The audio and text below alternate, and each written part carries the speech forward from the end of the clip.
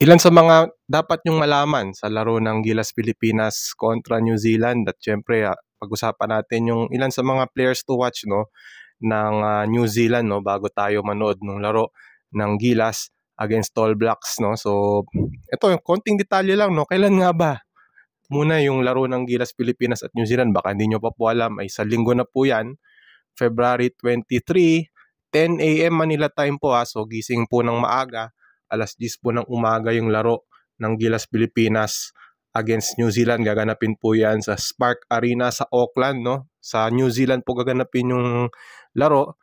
So kung meron mga nanonood sa atin sa New Zealand, balitaan nyo naman kami. Kumusta ba ang ticket sales ngayon? Expected ba na maraming manonood na Pinoy? Kasi yun ang expectations din ng New Zealand team At yun nga, gaganapin nga para sa ating mga viewers sa New Zealand, sa Spark Arena po gaganapin yung laro sa Auckland, New Zealand. At players to watch, pag-usapan natin sino ba yung mga, kung sakaling hindi pa natin nyo alam kung sino yung mga players na aabangan para sa New Zealand, ay ito po, naglista tayo ng 3 players na maaaring maging problema para sa Gilas At naglista tayo ng 3 players based na rin to sa kanilang credentials at sa kanilang nilaro sa kanilang panalo kontra Hong Kong. Dito rin, parte rin yun ng window 3 ng FIBA Asia Cup 2025 qualifiers. At isa sa mga players to watch ng New Zealand, itong si Jordan Ngatai I'm not sure kung tama yung pronunciation ko, pero siya po ay with jersey number 20, 6'5", small forward. At ito pong player na ito ay naglalaro po sa Austria Siya po ay isang professional player na naglalaro sa Europe, particularly sa Austria.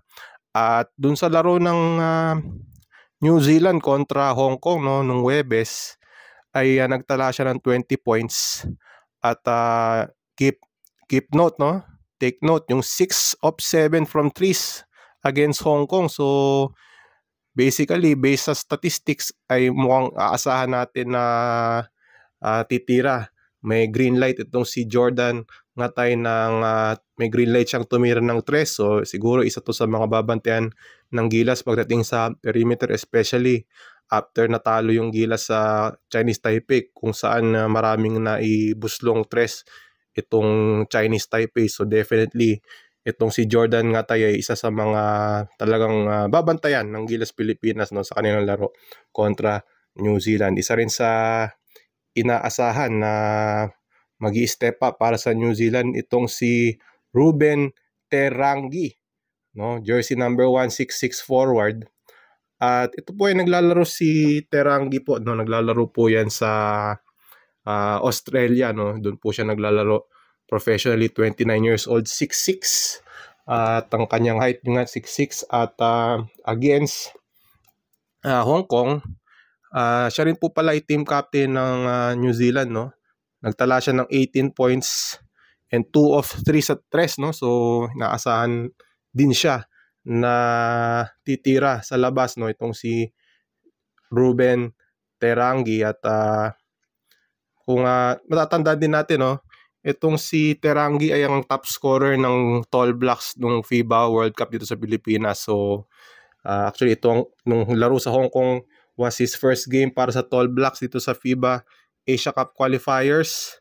And yun nga, tumulong siya dun sa panalo ng New Zealand. Incidentally, itong si Jordan Ngatai rin, first time din maglalaro dito sa window na ito na para sa Tall Blacks dito sa FIBA Asia Cup qualifiers. First game niya against Hong Kong. Yun nga, 20 points ang kanyang tinala. Isa rin sa babantayan ng ating mga manonood itong si Ty Wynyard jersey number 14, 6'9" center. Isa to sa mga pinaka matangkad na player sa team.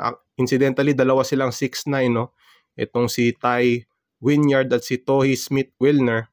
At isa rin to sa mga players to watch for New Zealand 13 points, 9 rebounds and 2 blocks against Hong Kong. So definitely presence siya sa ilalim may inside presence itong si Ty Wynyard. So isa rin to sa mga Dapat nating tignan, no, kung sila ba ay mag-i-step up o sila pa ay may ko-contain ng Gilas Pilipinas para sa kanilang laro kontra New Zealand. So yun po ang ating isa sa mga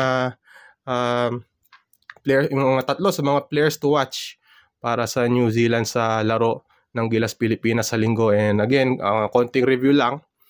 And looking at the team standings again, ito na po yung last game ng Gilas at ng Tall Blacks dito sa FIBA Asia Cup Qualifiers. Sa pinaglalabanan lang po nila ay yung top spot sa Group B. So, gaano ba ka-importante yung laro sa linggo? Well, kung mag-top seed ka kasi sa mga grupo, 6 kasi na grupo yan, kung mag-top seed ka, ay most likely medyo maganda yung magiging draw mo, no, pagdating sa FIBA Asia Cup 2025. So, there's a chance na medyo magagaan ang magiging kalaban nila sa group stage, pero still not a guarantee na magaan, but percentage wise ay may magandang tsansa ang isang koponan kung mag-top seed sa grupo pagdating sa kung sino man ang makakaharap nila sa group stage, ay medyo may chance na medyo magiging magaan yung kanilang mga laro sa group stage. But again, pag FIBA Asia Cup 2025 na yan,